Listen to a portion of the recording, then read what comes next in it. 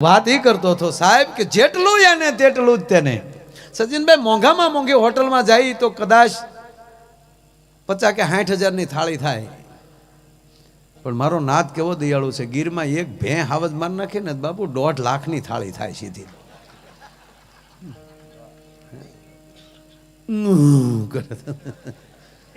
ભેં મળે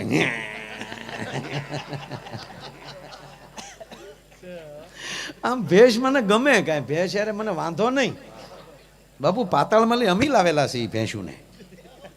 હા, પાતાળની પદમણી કહેવામાં આવે. જ્યારે આદિ આવડને જ્યારે બાપુ કરિયાવર કર્યો ને અમારા અહીએ, શેષનો દીકરો અહી, એના જવતલ એને હોમેલા અને મોઢાનું ફીણી અફીણ, શેષના મોઢાનું ફીણી અફીણ, અને એને પચાવવા માટે ભેંસનું દૂધ જ જોવે. તેથી પાતાળમાંથી અને પાતાળની પદમણી કહેવામાં આવે ભેંસને, કે હારી હોય તો. નગર બેઠી બેઠી હિંગડા ઠેંગિંગ ઠેંગિંગ ઠેંગિંગ એ નહીં પાડોહીનું સત્યાનાશ કાઢ નાખે હોય એવી બે હોય. હા, માલે રાખો, હારા રાખો. હા, અરે કુંડલા હિંગ વાળી હોય બાપુ, અંદર કોડિયું દીવાનું મૂકો હોય તો ઓલાય નહીં. હા, એવી પહેવું કઈ. પણ ગાય ગાય છે. ગાયના દૂધમાં અને ભેંસના દૂધમાં ફેર એટલો. હા, ભેંસનું દૂધ ખાવું, ખાઈને હુઈ જવું હોય ને, હુઈ જ જવું હોય, ખરેખર આને હુવડાવી જ દેવો છે કોઈને, તો એને 2 તાહળી ભેંસનું દૂધ પાઈ ગયો એટલે એરું કીડ્યો હોય એવી ઊંઘ આવે. હે, કોઈ પણ તમારે ધર્મ બાજુ વળવું છે, તમારે અંદર તેજ જોવે છે, તો ગાયનું દૂધ. એક જગ્યાએ મેં કીધું ને કે ગાયોનું પોષણ કરો, ગાયું રાખો ઘરે, ભેંસું રહેવા ગયો. તો એક ભાઈ ઊભા થયા, મને કે ભેંસું અમુકને વિરોધ જ કરવો હોય ને. એક જગ્યાએ દીકરી બારામાં હું બોલતો હતો કે દીકરી વાલનો દરિયો છે મિત્રો, દીકરી વાલનો દરિયો. ત્યાં એક છોકરો ઊભો થયો, મને કે બસ હો, દીકરી વાલનો દરિયો તો અમે હું આઠાની હરિયો સહી લે, કાટલો પકડી લે એમ હતો. તો એટલે મેં આ ગાયું વિશે લાટઘડી બોલ્યો તો એ ભાઈ ઊભો થયો, મને કે તો ભેંસુએ શું તમારું મને કે ખરાબ કર્યું? મેં કીધું જો ભાઈ, ભેંસુએ કાંઈ મારું ખરાબ નથી કર્યું, મેં સાર્યું છે. ગાયું ચારી છે ને ભેંસું મેં ચારી છે. પણ મેં એને ટૂંકો પ્રશ્ન કર્યો કે ભેંસના દીકરાનું નામ શું? તને ભેંસના દીકરાનું નામે ના આવડતું?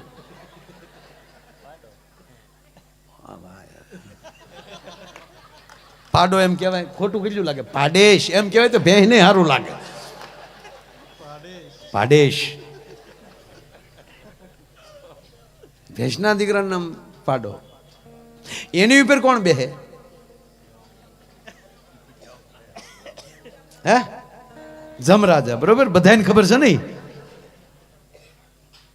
ભેંસના કુંવર ઉપર સવાર થાય છે યમરાજ. ગાયના દીકરાનું નામ શું? નંદેશ્વર. એની ઉપર કોણ સવાર થાય? દેવાધિદેવ મહાદેવ. હવે નક્કી કરી લો આપણે ઘરે કોને લાવવા છે. ઈ જમ બાપાને લાવવા છે કે યાતે રુદ્ર શિવા તનુર્ઘોરા પાપકાસિની ત્યાં સ્તનમાં સંત મયાગરી સંતાભિષાક સિંહ હર હર મહાદેવ હર. ઈ એક આવે ને તા તો માં ભગવતી પણ આવે, ગંગા પણ આવે. એટલે ગાયમાં ભેંસમાં એટલો ફેર છે. ગુરુનું શેલો બે નીકળ્યા. અરે ગુરુજી થોડા સંધ્યા આજનો દી રહેવા દો તો બહુ अच्छा है. अरे बेटा समय हो गया है, कल हम हो न हो. देखो बेटा, श्वास श्वास की कीमत होना चाहिए बेटा, पल नहीं जाना चाहिए. चूक गया तो मर गया. देखो बेटा, निंद्रा हो भी मृत्यु है बेटा. માટે સંધ્યા તો કરના પડેગા. ગુરુજી વાત તમારે હાશી, પણ अलग अलग आवाज आता है ना गुरुजी, એટલે મને થોડાક વહેમ પડતા है कि बेटा तेरा योग को जी वार है, तू अभी वहम में ही जीवेगा. बापू जहाँ वहम આવી જાય ને ત્યાં ભગવાન આવે તોય મેળ ન આવે. મહારાજ પ્રહલાદ જદી ગાદીએ બેઠા અને પછી તો બાપુ 3 મહિના ધર્મ સભાઓ ચાલે. અને એમાં કોઈ સંતે મહારાજ પ્રહલાદને પ્રશ્ન કર્યો કે હે મહારાજ, આપના પિતાએ જ્યારે થંભ ધગાયો અને થંભને તમે બથ ભરી અને થંભ ફાટ્યો ને અંદરથી નારાયણ પ્રગટ્યો. પણ માની લો કે થંભ ન ફાટ્યો હોત તો, અને તેથી મહારાજ પ્રહલાદ ઉભા થઈને એટલું કીધું, મહારાજ માફ કરજો, ભક્તિ કરવી નહીં, ખાંડાની ધાર છે, એમાં આવેજી ભરોસો હોવો જોઈએ. તોડ ફો હોય ને એને આ મેદાનમાં ન આવવું ભલા માણા. આવેજી સંપૂર્ણ, એમાં તો ને ફો ને એ લવ મેરેજમાં હોય. તમે પછી પાછા સાચવજો તો ખરા ને. હું મારા પપ્પાને મૂકીને ભાઈ આવી છું. હવે જે તારો બાપ મુકાવે એ તારું ભોગ મુકાવી દે, રહેવા દે ને ભાઈ. આવો આવો આવો કર્મ વગરનો ક્યાંથી તને મળ્યો ભાઈ, કે તારા બાપને મુકાવે છે, તારી માને મુકાવે છે. અને જે દીકરી આવું પગલું ભરી જાય છે ને સાહેબ, એ 3 મુદ્દા ગુમાવી બેઠે છે. એને કોઈ દી સમાજ ગુરુવાળી નહીં ગણે, એને કોઈ દી કોઈ સમાજ, અને મોટામાં મોટો હક તો બાપુ ઈ ગુમાવે છે કે હારે વળાવતી વખતે જે દીકરીને બાપને મળવાનો આનંદ છે એ દુનિયામાં જિંદગીમાં બીજી વાર આવવાનો ભલા માણા. પછી ગુરુ હોય કે બાપ હોય, અહીંયા બાપુ આ શેલો તોફો વાળો. ગુરુજી થોડાક આપણે રાહવા શેટા વ્યા દઈ બાપુ, થોડાક ઉગાડમાં. નહીં બેટા સમય હો ગયા હે, તું બેઠો, સંધ્યા મેં કરતા હું. અને ગુરુજી ધ્યાનમાં બેસી ગયા સંધ્યામાં, અને બાપુ હાવજ આવ્યું. હાવજ આવ્યો એટલે શેલો ઝાડવાની ટીકલી ડાળે ચડી ગયો. ગુરુજી કા જો હો ભાઈ હો. પણ ઘટના જોજો, શિષ્ય ઝાડ ઉપર ચડી ગયો અને સદગુરુ ધ્યાનમાં બેઠેલા. બાપુ હાવજ મળ્યો પ્રદક્ષિણા કરવા, કારણ કે એ સિંહ છે, નરસિંહ છે. હવેડું મળ્યો મારે. ઓમ બાપુ હુકતો નથી હો. ઓમ ઓમ ઓમ ઓમ એનો ઉદ્ગાર છે. અને એટલે જ હાવજની આંખ છે ને એ ધીરે ધીરે બંધ થતી હોય, ધીરે ધીરે ખુલતી હોય છે. જેની કુંડળી પરિપક્વ થઈ હોય એની આંખ પણ એ રીતે થતી હોય. આ હાવજ છે. ભગવાને અમથું કીધું કે હે અર્જુન, પ્રાણીમાં સિંહ મારી વિભૂતિ છે. સિંહને ખબર પડે છે કે આને બેન કહેવાય, આને માં કહેવાય. બાપુ એ 1.5 વર્ષના પઠ્ઠા બેન ભાઈ મોટા થાય ને એટલે છૂટા પડી જાય છે. જેવી રીતે આપણે ગૌશાળામાં લઈ નંદીને બદલાવી નાખીએ છીએ. એ હાવજ આમ કહેવાય કે સદગુરુની મેળો પ્રદક્ષિણા ફરવા. 7 પ્રદક્ષિણા કરીને હાવજ તો વયો ગયો. અહીંયા ગુરુની સંધ્યા પૂરી થઈ અને ત્યાં તો શિષ્ય લાકડી પડે એમ પગમાં. હા હા વાહ ગુરુજી, વાહ વાહ વાહ. ગુરુજીને કઈ કીધું નહીં, એમ છું વાહ મારા ગુરુજી કેટલા મહાન. હાવજ પણ આટી ખાઈને વયો ગયો, બંદો ઝાડવે સડી ગયો. એ બાપુ શિષ્ય અંદર ને અંદર આનંદમાં જાતો જાય છે. વાહ મારા ગુરુ, કેવો હાવજ એની પ્રદક્ષિણા કરીને વયો ગયો. પણ બન્યું એવું, મધના પૂડામાં એક માખી છૂટી પડી ગયેલી. દિવસે ગોવાળીએ મધને ખીજવેલું, ખીજાયેલી માખી એ ગુરુના નરંડીએ સોટી. અન ગુરુ મળ્યા હોય માડી હોય બાપા કરો. શેલો દાંત કાઢે. અરે दांत क्यों काटता है, मेरे को मधमाखी और बड़ेतरा था है तो दांत काटता है. बोलो કે ગુરુજી દાંત નો કાઢો. કે કાં? કે તમે સંધ્યામાં બેઠા હતા અને ત્યારે હાવજ આવ્યો અને હાવજ તમારી પ્રદક્ષિણા કરીને વયો ગયો. હું ઝાડવે ચડી ગયો તો ઝાડ ઉપર બેઠો બેઠો જોતો તો શું મારા ગુરુ મહાન છે. અને એક માખી કરડી ગઈ, એમાં ઓય માડીને ઓય બાપા મળ્યા કરવા.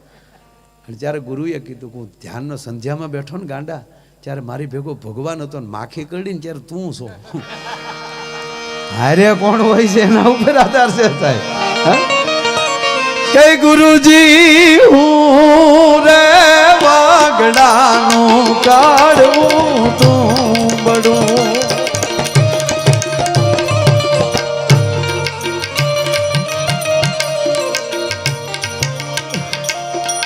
ગુરુજી મને લેતા જાવ રે, હું રે વગડાનું કાઢવું તું બડું.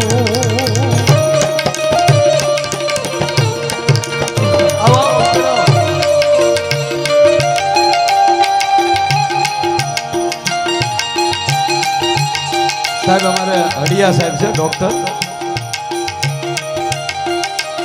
એ મારી સ્ક્રીનનું ધ્યાન રાખ્યા કરે. બીજા એક ડોક્ટર છે એ મારા ગળાનું ધ્યાન રાખ્યા કરે. એક બીજા ડોક્ટર છે એ મારા ડાયાબિટીસનું ધ્યાન રાખ્યા કરે. પોતાના સમજે ને બધાને.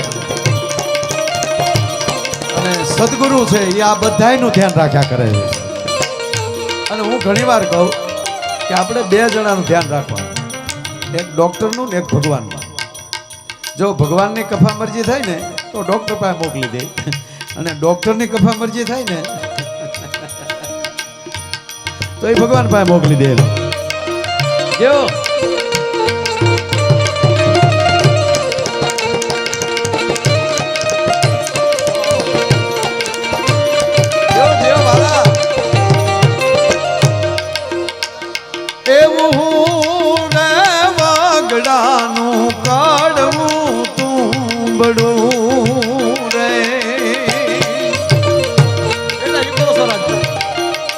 આ ગીતમાં બાપુ સંપૂર્ણ શરણાગતિ છે. હે ગુરુજી, આપ મને લેતા જાઓ. હું વગડાનું કેવું છું તો કડવું તુંબડું છું. મારો વેલો કડવો છે, હું પોતે કડવો છું, પણ આપ મને લેતા જાઓ ને. બાકી હું 4 ધામમાં જાત્રા કરી આવ્યો છું, ગંગામાં નાહી આવ્યો છું, હરિદ્વાર જઈ આવ્યો છું. કડવા તુંબડા રે હો કડવા એની જેવો છું, બધે જી આવ્યો છું. પણ ગુરુજી તમે મને લેતા જાઓ. શું કામ? તમે એક જ એવા વસ્તી છો કે મારું ઓપરેશન કરશો. કઈ રીતે? મને કાપી રે કોરીને તમે કામ ડાળા કરો રે.